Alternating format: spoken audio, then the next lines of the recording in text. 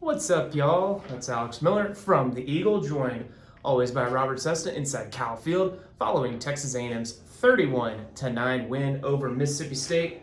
Hey, no vlog this week. They'll have to wait a couple weeks until we go to Arkansas. But look, the story of the game was that A&M figured things out all the way around in the second half, Cease, and they kind of cruised to a pretty convincing win over Mississippi State team that they were a pretty heavy favorite coming into this game. Yeah, it's one of those deals. I was kind of surprised it didn't happen early since Mississippi State was missing so many key players.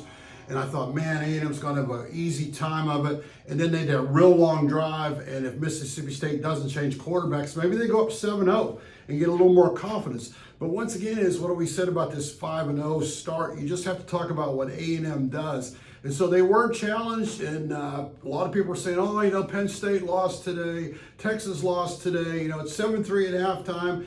And I'm sure Aggies were concerned. Why wouldn't you be? And it's 7-3. They had a 16-10, but the last 21 minutes, A&M just dominated. Well, and how many times has Mississippi State just been a thorn in A&M's side, which we discussed on our podcast that unfortunately we couldn't post this week because we had some technical difficulties. That's a story for another day. But the case being that Mississippi State's been a team that's given A&M hell over the years, over and over and over again, and it sure looked like it was playing out that way once again tonight until A&M played like the team that we all think they can be. To your point about the last 21 minutes, that seemed about as good of complimentary football as A&M's played this season. Yeah, because I thought we'd see more of that just when you talk the matchups. Got to remember, Mississippi State got a lot of love for last week as well. They should beat Arizona State, but this is still a team that's now lost 14 straight SEC games. They're not that good for whatever reason, even though they played a great first half for them. But when you look at what A&M has, and let's be honest, A&M did this without Scooby Williams. They did it without a healthy Lavian Moss. So they had problems too, but that shows the depth of A&M again. That you can walk away from it and go, 31-9, but yeah, it could have been 62-9. I mean, if A&M plays early, but take the good with the bad. Rushing at the end of the game, they could have named their score. If there had been another quarter, they could have scored 28 more. Yeah, and you look at the stat line, A&M rushed for 299 yards. It was actually over 300 before Marcel Reed took 3 knees to end the game. But 299 yards, that's a season high in rushing. And look, we talked about it early in the season. A&M could have had higher rushing totals in games against UTSA and Utah State. They were obviously making a more concerted effort to throw the ball and had kind of they were easing Moss back in, especially coming off that injury. But look, Reuben Owens, 142 yards tonight on 21 carries. He really answered the bell when Moss wasn't 100% to go there throughout the game. Can I remember, you always go back, what happened? A lot of people thought it was going to be last year, it was going to be Reuben that was going to be the starter, not Moss. Right. And so he showed you why Owens was a 5-star recruit. And once again is, what as Elko said, you got to have depth. If you're going to be a top 5 team, you got to have depth. So we saw depth at linebacker, Sanford's come in. We saw depth at running back.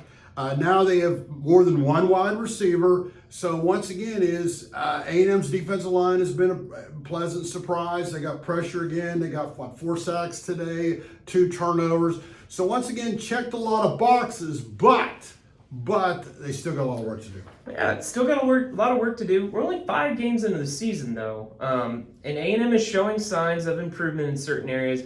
One area that I think they really need to improve on these next few games is they got to get the downfield passing down a little better.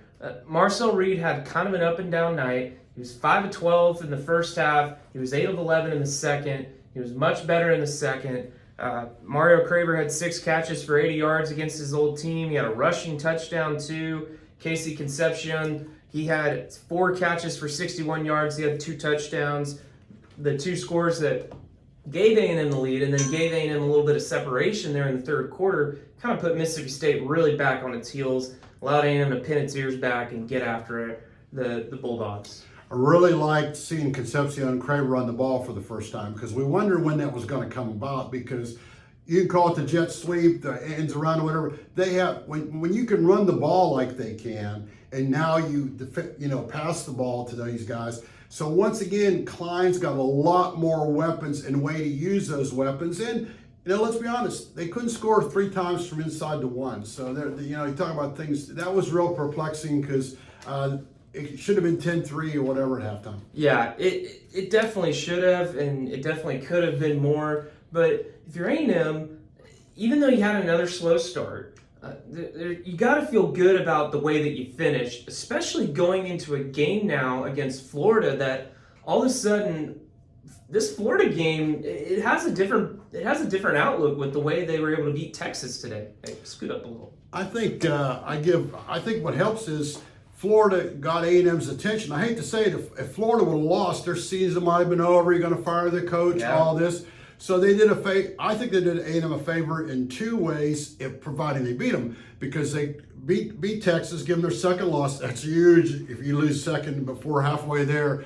And A&M perks up and says, hey, they got to play for Florida. Now you better beat Florida, because then the flip side of it is a lot of things, and A&M will be the better team, favored more. But I like the fact that we've seen Elko really has these guys prepared, and they will not overlook Florida. They didn't overlook Mississippi State. They just got off to a poor start, and you got to give Mississippi State on that 15-play possession. They had A&M on their heels. Elko a couple weeks ago, he said that he breaks the season into quarters, and A&M won the first quarter. They're going in the second quarter. One big thing about a football game, coaches like to talk about, a little coach cliche, they like to talk about winning the middle 8, right? The last 4 minutes of the first half, the first 4 minutes of the second half. A&M's entering the middle 8 of this season now. They're finishing out, hey, there's the lights, how about that? Finishing out 3-game homestand against Florida. Then they start a 3-game road trip at Arkansas. It'd be a tough place to play, but the Pigs got interim coach and Bobby Petrino, and they got a lot of issues on that team. These are 2 straight games now that A&M can win, but they really got to take care of business. If they do, they can be in the driver's seat again in the SEC title race. Yeah, I thought, once again, just taking care of business and staying healthy. They look like they come out of there very healthy. And you just got to look in the mirror and see Mississippi State, all the injuries they have. If A&M suddenly loses both their defensive tackles and their safety, they have depth, but nobody has that kind of depth these days, just the way the game's played. So A&M, everything's fallen into place for A&M. They even cut down on the penalties. There's only 2 in the second half. So a lot of good things are happening, and they're 5-0. Penn State can't say that. Texas can't even say they're 5-1 or 6-1. Neither of those teams even have a win over a Power Conference opponent this season. And once again, it is week to week, but we know A&M's going to have a really good week right now because they'll be at least 5 or 6 in the polls, if not higher. So we'll see. Well, hey, we'll close with this. I know you started working on your grades as we're closing up shop here in the Kyle Field press box. Early impression, what do you think you grade A&M's overall performance tonight?